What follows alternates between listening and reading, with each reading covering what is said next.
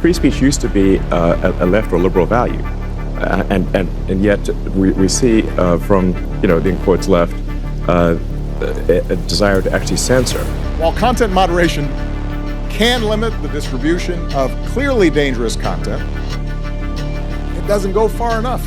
Our First Amendment stands as a major block to the ability to be able to just, hammer it out of existence. The U.S. is a tough one because, we have the notion of the First Amendment. If you act as a megaphone for misinformation or cyber warfare, if you don't police your platforms, we are going to hold you accountable. But it was really in the last 10 years that people started pushing for ideological based censorship. That means these big platforms need to be subject to some level of public oversight and regulation. Elon, a few hours ago, you made an offer to buy Twitter. I know you wrote to Twitter and the CEO, Jack Dorsey, and asked him to take away the president's Twitter handle, his account. The reason I felt that it was important to acquire Twitter was because I could feel the walls closing in.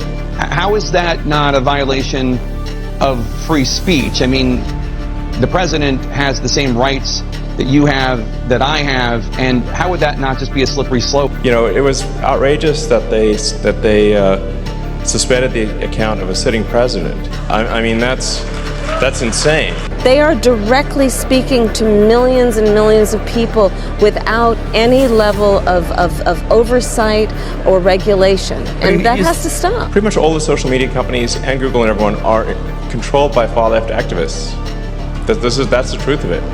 Well, how do you know what's real? If you go back really not that long ago, as I say, we owned the news. We were the gatekeepers, and we very much owned the facts as well. Who then becomes the owner of the truth? They just manipulate the truth constantly. You can't even find the truth if you Google it, because Google's, put it on page 6.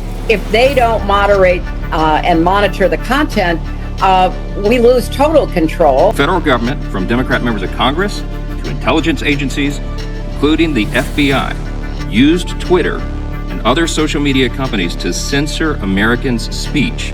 And free speech only matters, it's only relevant when it's someone you don't like saying something you don't like, because obviously speech that you like is, that's easy.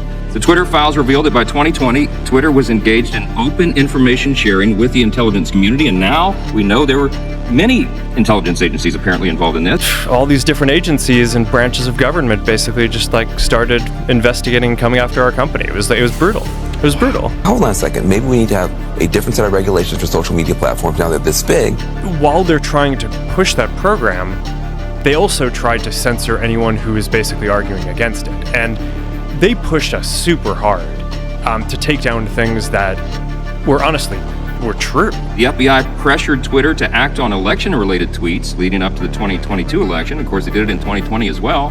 And Twitter dutifully censored content as a result.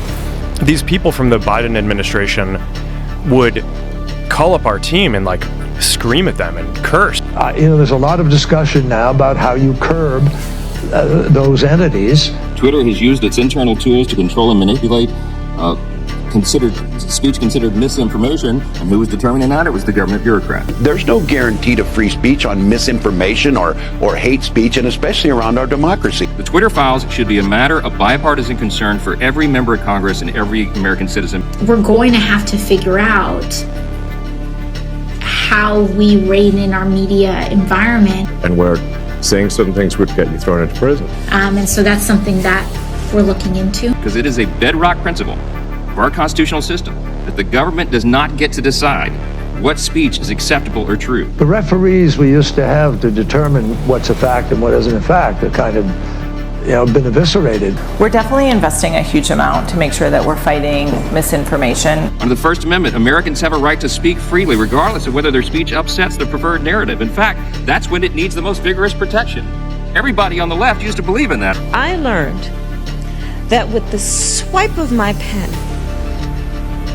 I could charge someone with the lowest level offense. And because of the swipe of my pen, that person could be arrested, They could sit in jail for at least 48 hours.